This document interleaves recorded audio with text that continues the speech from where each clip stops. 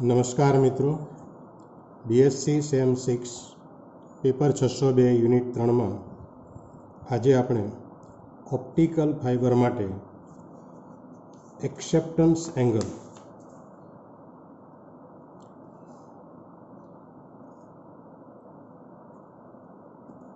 માટેનું સૂત્ર મેળવવું છે. મિત્રો, આ સૂત્ર મેળવીએ તે પહેલાં આપણે અગાઉના વ્યાખ્યાનમાં જે ચર્ચા કરી હતી તેનું થોડું ટૂંકમાં પુનરાવર્તન કરી લઈએ. આપણે આ રીતે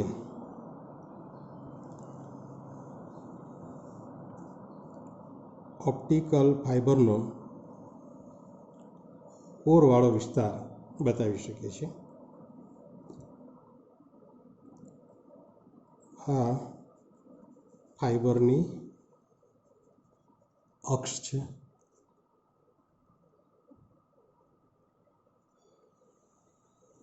કોરની ઉપરના ભાગમાં ક્લેડિંગ છે.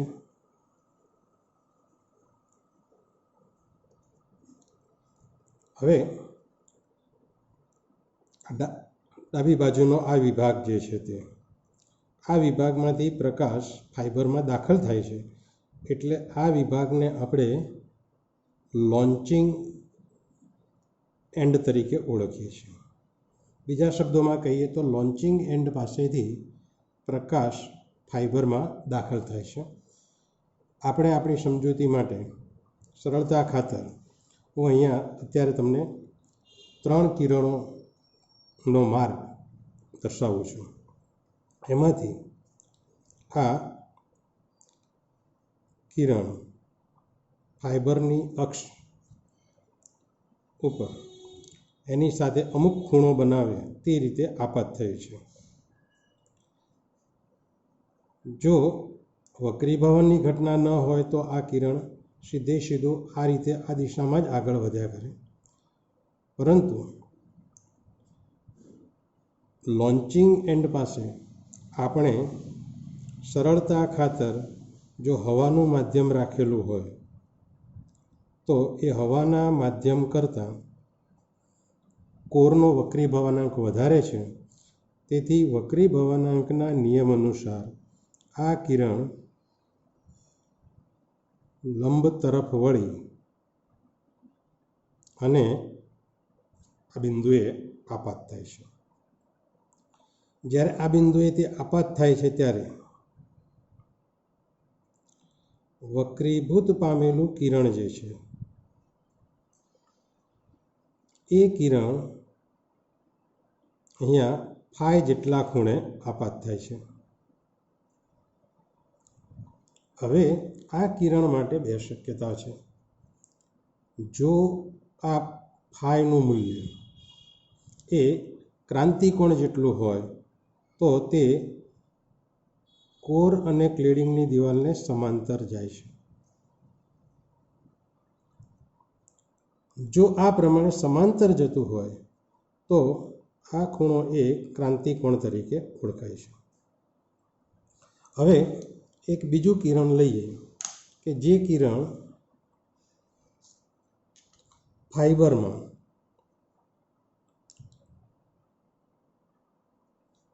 આ રીતે દાખલ થાય છે.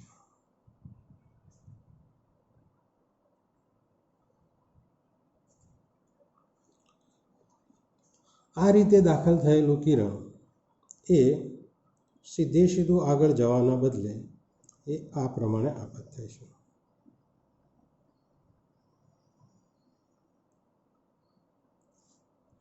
તમે જોઈ શકો છો કે જ્યારે એક કોર ક્લેડિંગની દિવાલ પાસે આપાત થાય છે ત્યારે આ જે ખૂણો છે કે જે ખૂણાને હું ધારો કે ફાઈ 1 વડે દર્શાવું છું,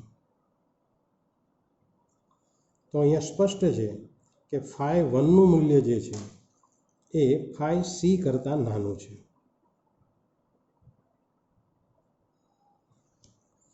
આ પરિસ્થિતિમાં હવે આ કિરણ એ આ દિશામાં આગળ વધે છે. લંબથી દૂર જાય છે. બીજા શબ્દોમાં કહીએ તો પ્રથમ નંબરનું કિરણ એટલે કે આ કિરણ 1 ફાઇબરની અક્ષ સાથે θ1 જેટલો ખૂણો બનાવે છે.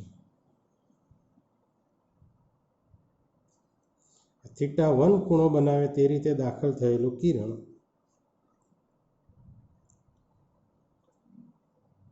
કોરમાં દાખલ થયા પછી કોર અને ક્લેડિંગની દિવાલ સાથે φ1 જેટલા ખૂણે આપાત થાય છે અને આ ખૂણો એ કોર અને ક્લેડિંગ માટેના ક્રાંતિકોણ કરતાં નાનો છે. તેથી આ કિરણ ક્લેડિંગમાં દાખલ થાય છે અને લોસ થાય છે. આવું કિરણ એ ફાઇબરમાં આગળ વધી શકતું નથી.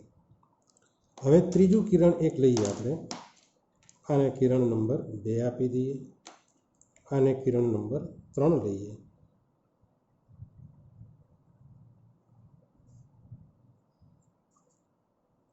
કે જેના માટે આ ખૂણો એ θ3 લઈએ.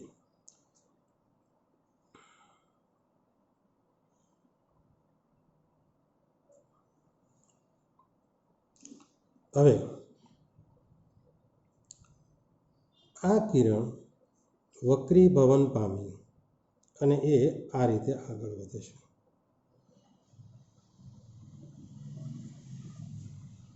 આપણે જોઈ શકીએ છીએ કે કોર ક્લેડિંગ પૃષ્ઠ પાસે વક્રીભૂત થયેલું કિરણ φ3 જેટલા ખૂણે આપાત થાય છે. જે ખૂણો એટલે કે φ3 એ φc કરતાં મોટો છે. આવું કિરણ કોરમાં પૂર્ણ આંતરિક પરાવર્તન પામે છે. આપણે આ આકૃતિ ઉપરથી કહી શકીએ છીએ કે ફાઇબરમાં જે કિરણ 2 દ્વારા બનાવેલો ખૂણો જે થીટા છે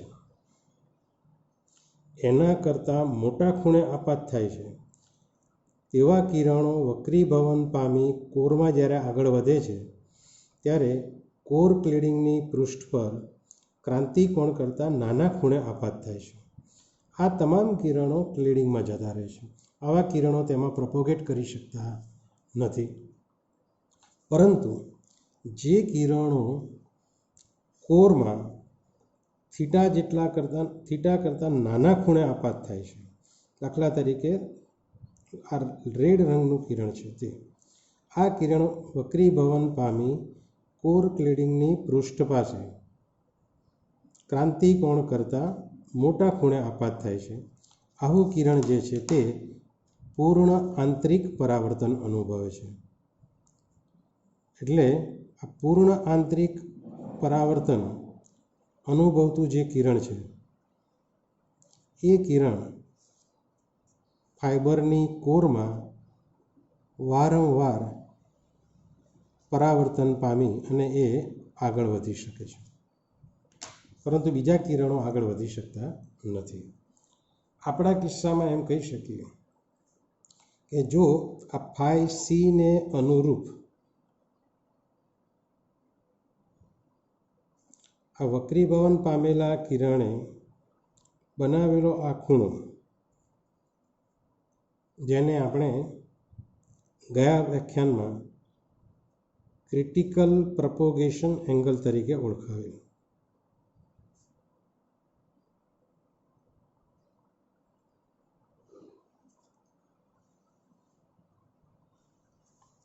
અને આપણે જે સૂત્રો મેળવ્યા હતા એ સમીકરણોમાં કોર અને ક્લેડિંગમાં જો ક્લેડિંગના વક્રીભવનાંક એને આપણે N2 વડે દર્શાવીએ અને કોરનો વક્રીભવનાંક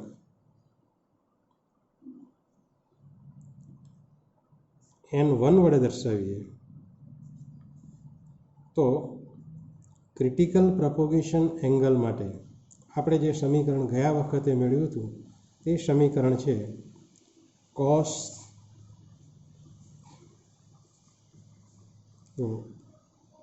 cos થીટા સી બરાબર n2 અપોન n1, અને આ જ પ્રમાણે આપણે સમીકરણ મેળવ્યું હતું sin phi c બરાબર n2 ભાગ્યા n1. બે સમીકરણો આપણે ગઈ વખતે મેળવેલા છે. હવે મિત્રો આપણે આ ક્રિટિકલ પ્રપોગેશન એંગલને અનુરૂપ આકૃતિમાં જે અહીંયા આ ખૂણો બતાવ્યો છે,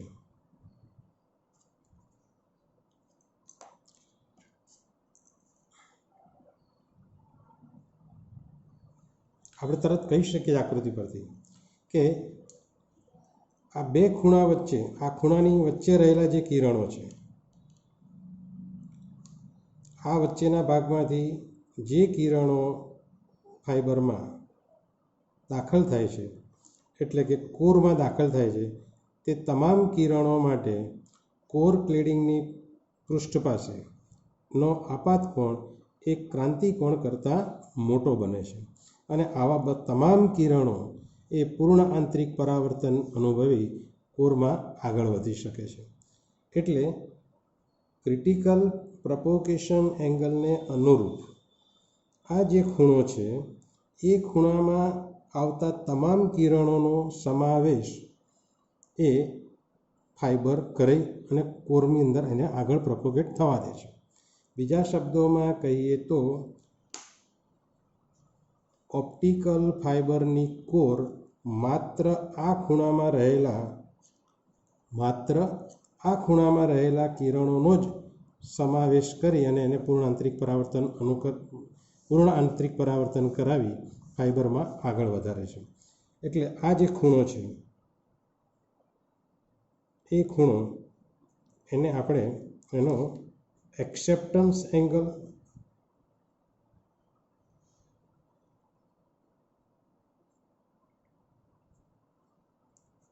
અર્થાત સમાવેશ કોણ તરીકે ઓળખીએ છીએ. એટલે આપણે આજે આ એક્સેપ્ટન્સ એંગલ માટેનું સૂત્ર મેળવવું છે.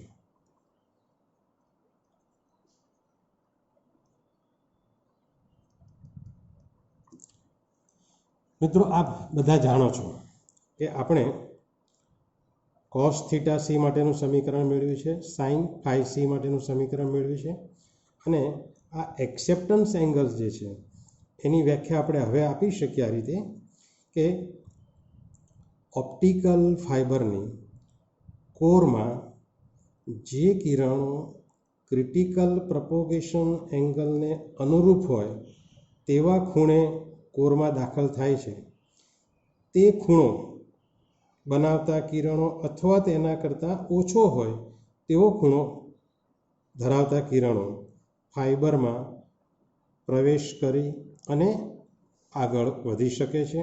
આવા જે ખૂણો છે, એ ખૂણો એને આપણે એક્સેપ્ટન્સ એંગલ તરીકે ઓળખીએ છીએ.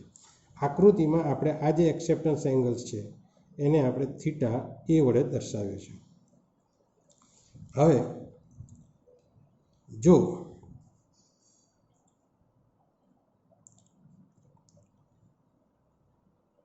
કોરમાં દાખલ થતા કિરણે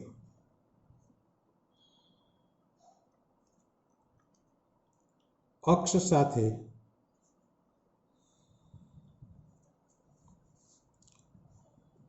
સાથે બનાવેલ ખૂણો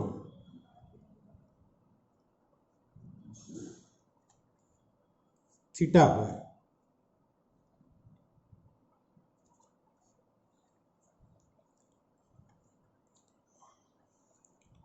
અને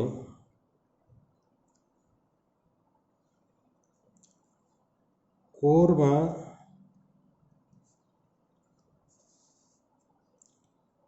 વક્રીભવન પામતા કિરણે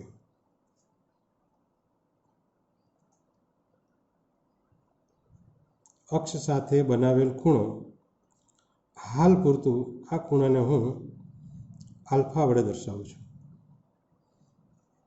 તો થીટા અને આલ્ફા માટે હું આ રીતે સમીકરણ લખી શકું, કારણ કે દાખલ થતું કિરણ એ હવાના માધ્યમમાંથી દાખલ થાય છે, કે જ્યાં હવાના માધ્યમનો વક્રીભવનાંક હું n0 વડે દર્શાવું છું. એટલે જો હવાનો વક્રીભવનાંક n0 હોય તો સમીકરણ સ્નેલના નિયમ મુજબ n0 sin થીટા બરાબર n1 sin આલ્ફા. આ નિયમ આપણે સ્નેલના નિયમ પ્રમાણે લખ્યો છે.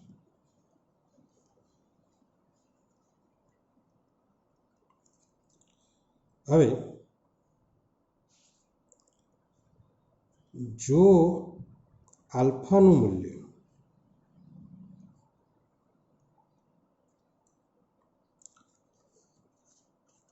ક્રિટિકલ પ્રોપોગેશન એંગલ જેટલું હોય, એટલે કે આલ્ફા બરાબર ક્રિટિકલ પ્રોપોગેશન એંગલ, કે જેને આપણે થીટા સી વડે દર્શાવેલ છે. આકૃતિમાં આ જે ખૂણો છે એ ખૂણો આપણો થીટા સી છે, ક્રિટિકલ પ્રોપોગેશન એંગલ. આ સમયે ફાઇબરમાં દાખલ થતું જે કિરણ છે એણે ફાઇબરની અક્ષ સાથે બનાવેલો ખૂણો એ એક્સેપ્ટન્સ એંગલ જેટલો થાય છે, થીટા એ જેટલો થાય છે. એટલે આલ્ફા બરાબર થીટા સી લઈએ તો થીટાની જગ્યાએ આપણે થીટા એ મૂકી શકીએ. જો આ પ્રમાણે આપણે મૂકીએ તો આ સૂત્ર મુજબ n0 sin થીટાની જગ્યાએ હવે મારે મૂકવાના છે થીટા એ બરાબર n1, અને સાઇન આલ્ફા જે છે એમાં આલ્ફાની કિંમત છે થીટા સી જેટલી, એટલે કે n1 sin થીટા સી છે. તો આ આપણું સમીકરણ 1 થયું. હવે મિત્રો આપ જાણો છો કે cos થીટા સી બરાબર n2/n1 છે. એટલે જો cos થીટા સી બરાબર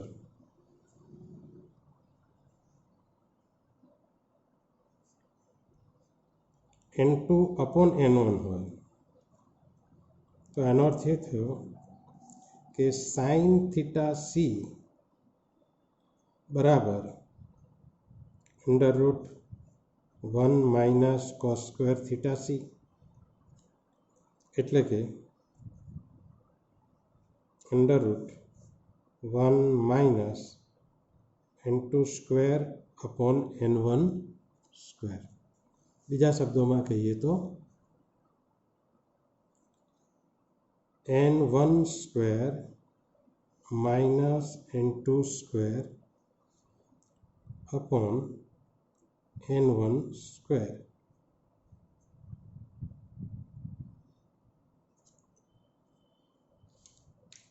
આ આપણું સમીકરણ થયું. હવે આ જ સમીકરણ આપણે ફરીથી આ રીતે લખી શકીએ. આ કિંમત સાઇન થીટા સીની સમીકરણ 1માં મૂકી દઈએ એટલે લખી શકાય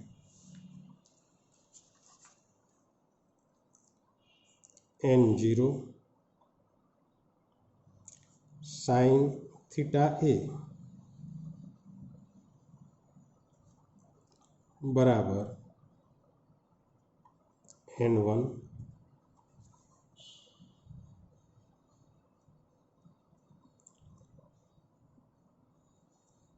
sin થીટા સીની જગ્યાએ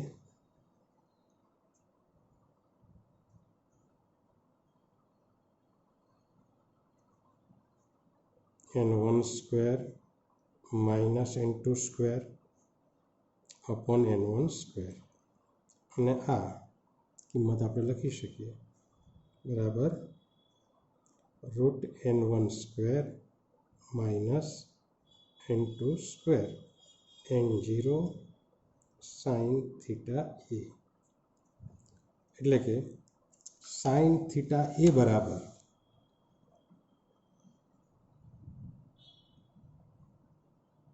અહીંયા સાઇન થીટા એ એટલે કે sine theta acceptance angle, sine theta એ બરાબર under root n1 square minus n2 square upon n0 square આ રીતે લખી શકાય, અથવા એને આપણે આ રીતે પણ લખી શકીએ, n1 square minus n2 square upon n0. હવે મિત્રો આ સાઇન થીટા એ બરાબર આપણે સૂત્ર મેળવ્યું root n1 square minus n2 square upon n0. સામાન્ય રીતે મોટાભાગના કિસ્સાઓમાં પ્રકાશ હવાના માધ્યમમાંથી ફાઇબરમાં દાખલ થતો હોય છે. એટલે હવાના માધ્યમમાંથી જો ફાઇબરમાં દાખલ થાય તો આપણે બધા જાણીએ છીએ કે હવાના માધ્યમનો જે વક્રી ભવનાંક છે એ વક્રી ભવનાંક આપણે 1 લઈએ છીએ. એટલે જો ફાઇબરને હવામાં રાખેલ હોય, એટલે કે ફાઇબરનો launching and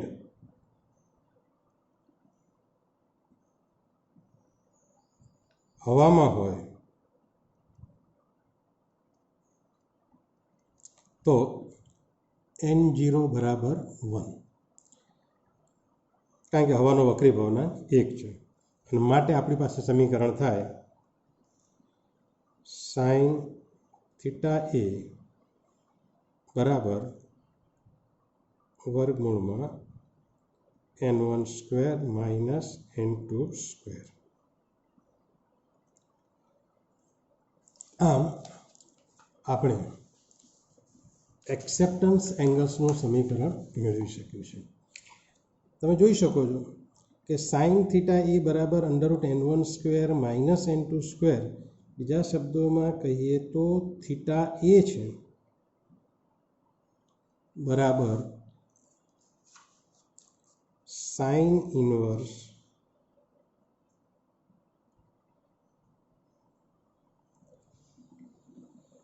under root n1 square minus n2 square.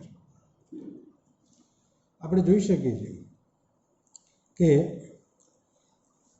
જે કિરણો થીટા એ જેટલો ખૂણો ફાઇબરની અક્ષ સાથે બનાવે છે અથવા એના કરતાં ઓછો ખૂણો બનાવે છે તેવા કિરણો જ ફાઇબરમાં કોરમાં પ્રવેશ કરી પૂર્ણ આંતરિક પરાવર્તન અનુભવીને આગળ વધી શકે છે. સાથે સાથે બીજું આપણે એ પણ કહી શકીએ છીએ મિત્રો કે થીટા એ બરાબર sine inverse under root n1 square minus n2 square, એટલે કે થીટા એનું બીજા શબ્દોમાં કહીએ તો એક્સેપ્ટન્સ એંગલ એ માત્ર અને માત્ર કોર અને ક્લેડિંગનો જે વક્રી ભવનાંક છે એ વક્રી ભવનાંકના મૂલ્યો ઉપર આધારિત છે. આપણો આશય હંમેશા થીટા એનું મૂલ્ય શક્ય તેટલું વધારે રાખવાનો હોય છે. એટલે n1 square minus n2 square આ તફાવત જે છે એ જેમ મોટો તેમ એક્સેપ્ટન્સ એંગલ મોટો, પરંતુ આ તફાવતને વધારે મોટો કરવા જતાં બીજી ઘણી તકલીફો થઈ શકે છે. એટલે આપણે અમુક હદ કરતાં એને વધારે મોટો બનાવી શક્યા નથી. બીજી વસ્તુ કે અહીંયા આપણે જોઈ શકીએ છીએ કે આ ફાઇબરની જે અક્ષ છે એ ફાઇબરની અક્ષ સાથે થીટા ખૂણો બનાવતો આ જે ખૂણો છે એને જો આ નીચેની તરફ થીટા ખૂણો બનાવે છે એ જ પ્રમાણે આ રીતે ઉપર તરફ પણ ખૂણો બનાવી શકાય. તો આ રજૂઆત મેં દ્વિપરિમાણમાં કરી છે. આ દ્વિપરિમાણમાં આ જે ખૂણો છે એ ખૂણો એ 2 થીટા એ જેટલો થાય. થીટા એ ઉપર અને થીટા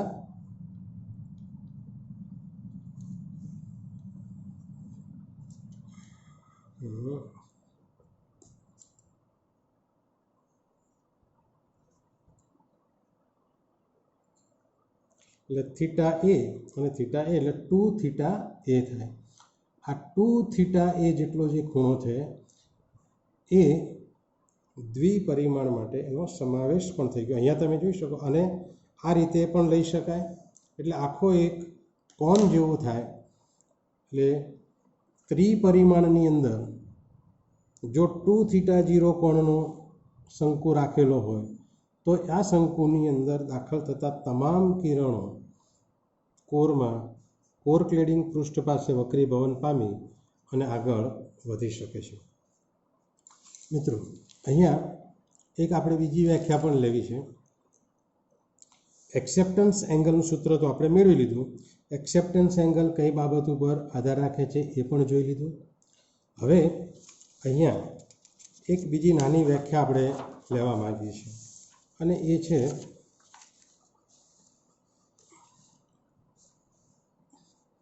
ફ્રેક્શનલ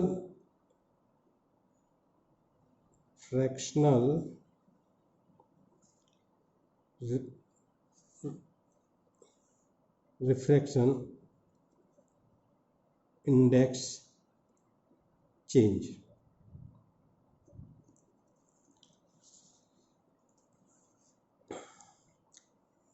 આંશિક વક્રીભવનાંક તફાવત.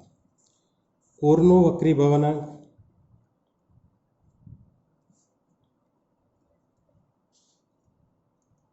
બરાબર n1, ક્લેડિંગનો વક્રીભવનાંક બરાબર n2. બંનેના વક્રીભવનાંકનો જે તફાવત છે એ તફાવત થાય n1 - n2. હવે જો આ તફાવતને n1 - n2 જે તફાવત છે એ તફાવતને આપણે n1 વડે ભાગી દઈએ તો આ જે ગુણોત્તર થાય છે એ ગુણોત્તર એને આપણે ડેલ્ટા વડે દર્શાવીશું, જેને આપણે આંશિક વક્રીભવનાંક તફાવત કહીએ છીએ.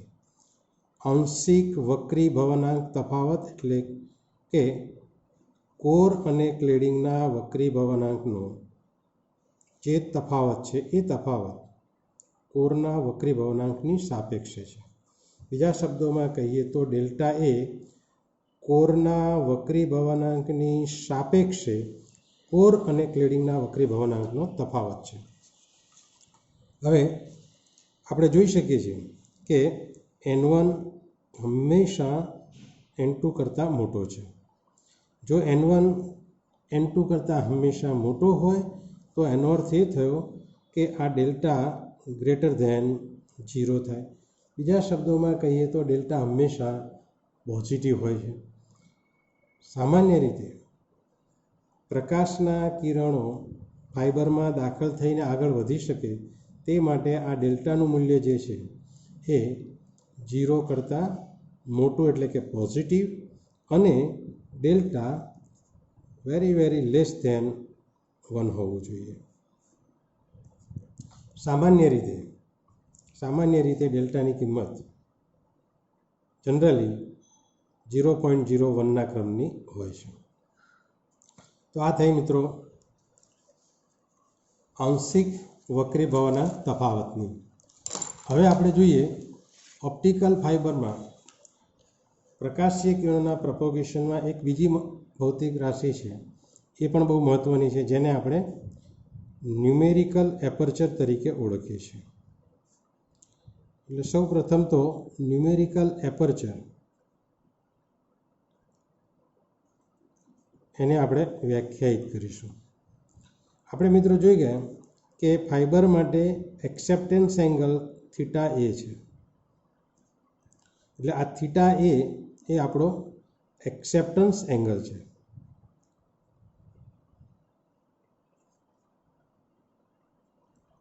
હવે આ એક્સેપ્ટન્સ એંગલ જે છે એનું આપણે સાઇન વિધેય લઈ લઈએ. એટલે કે એક્સેપ્ટન્સ એંગલનો સાઇન વિધેયની વાત કરીએ આપણે. એટલે આપણે શું કર્યું કે એક્સેપ્ટન્સ એંગલ છે એનો સાઇન વિધેય લીધો. આ સાઇન વિધેય જે છે એને જ આપણે ઓપ્ટિકલ ફાઇબરનું ન્યુમેરિકલ એપર્ચર એટલે કે NA તરીકે ઓળખીએ છીએ. એટલે NA બરાબર sine of acceptance angle theta એટલે કે થીટા A. આપણો આશય આ ન્યુમેરિકલ એપર્ચર માટેનું સમીકરણ મેળવવું છે અને એ સમીકરણ આપણે આંશિક વક્રીભવનાંક તફાવતના સ્વરૂપમાં મેળવવું છે.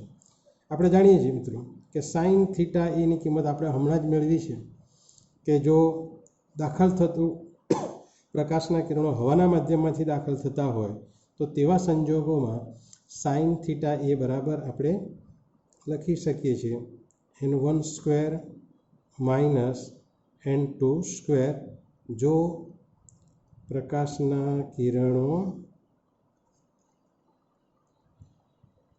હવામાંથી ફાઇબરમાં દાખલ થતા હોય તો.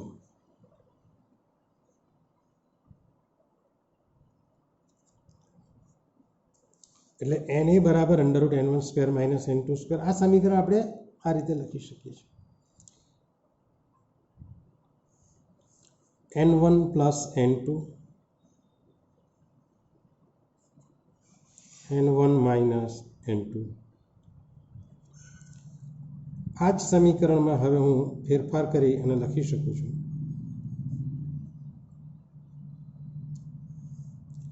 n1 plus n2 n1 minus n2. આ હું એમના એમ રાખું છું અને હવે હું સાપેક્ષ વક્રીભવનાંક તફાવત મેળવવો છે એટલે n1 માઇનસ n2 જે છે અહીંયા કે જેને આપણે n1 વડે ભાગ્યા છે તો હું અહીંયા n1 વડે ભાગું છું. મેં n1 વડે ભાગ્યા છે એટલે મારે અહીંયા n1 વડે ગુણવા પડે.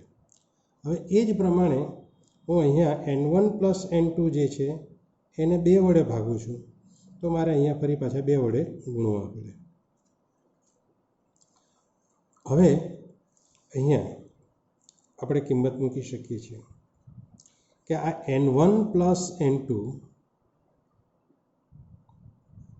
આપણે જાણીએ છીએ કે n1 અને n2 વચ્ચે બહુ સૂક્ષ્મ તફાવત રહેલો છે એટલે એને n1 પ્લસ n2/2 કરી તો પછી એને લગભગ n1 ગણવામાં ભૌતિકશાસ્ત્રની દ્રષ્ટિએ કોઈ મુશ્કેલી પડતી નથી. એટલે હું અહીંયા n1 મૂકું છું. એટલે આ n1 પ્લસ n2/2 જે છે એની જગ્યાએ હું અહીંયા n1 મૂકું છું. n1 minus n2 upon n1 જે છે એની જગ્યાએ આપણે આ ડેલ્ટા મૂકી દઈએ છીએ એટલે આપણું સમીકરણ થાય ડેલ્ટા 2n1. બીજા શબ્દોમાં કહીએ તો આ સમીકરણ આપણું આ રીતે લખી શકાય ન્યુમેરિકલ એપર્ચર બરાબર n1 ઇન્ટુ n1 n1નો સ્ક્વેર અને વર્ગમૂળમાંથી બહાર લઈએ એટલે n1 ને 2 ડેલ્ટા. મિત્રો આ આપણું ન્યુમેરિકલ એપર્ચરનું સમીકરણ છે. ન્યુમેરિકલ એપર્ચર એ ફાઇબર એટલે આપણે જે ઓપ્ટિકલ ફાઇબરની વાત કરીએ છીએ તે ઓપ્ટિકલ ફાઇબર કેટલા પ્રમાણમાં પ્રકાશ ઉર્જા પોતાની અંદર સમાવી શકશે તેની ક્ષમતાનું માપ છે. આ ન્યુમેરિકલ એપર્ચરનું મૂલ્ય માત્ર અને માત્ર કોર અને ક્લેડિંગના વક્રીભવનાંક પર જ આધાર રાખે છે. અહીંયા આપણે એક વસ્તુ બીજી વિચારવી પડે કે જો આ પ્રકાશના કિરણો હવામાંથી ફાઇબરમાં દાખલ થવાને બદલે બીજા કોઈ માધ્યમ મારફતે દાખલ થતા હોય તો તેવી પરિસ્થિતિમાં આ સૂત્રની અંદર ફેરફાર થઈ શકે છે. હાલ આપણે એની ચર્ચા કરતા નથી. માત્ર NAનું મોટું મૂલ્ય હોય અને NAનું નાનું મૂલ્ય હોય તો બંને વચ્ચે તફાવત એ છે કે જો આપેલા ઓપ્ટિકલ ફાઇબર માટે ન્યુમેરિકલ એપર્ચરનું મૂલ્ય વધારે હોય તો સોર્સમાંથી વધુ પ્રમાણમાં પ્રકાશ ઉર્જા ફાઇબરમાં દાખલ થઈ અને આગળ વધી શકે છે. મિત્રો આ રીતે આજે આપણે એક્સેપ્ટન્સ એંગલ, સાપેક્ષ વક્રી ભવનાંક તફાવત અને ન્યુમેરિકલ એપર્ચર એનું સૂત્ર આપણે મેળવ્યું છે. આવતા વ્યાખ્યાનમાં આપણે ઓપ્ટિકલ ફાઇબરના કેટલાક પ્રકારોની વાત કરીશું અને ત્યાર પછી એના કેટલાક દાખલાઓની ચર્ચા કરીશું.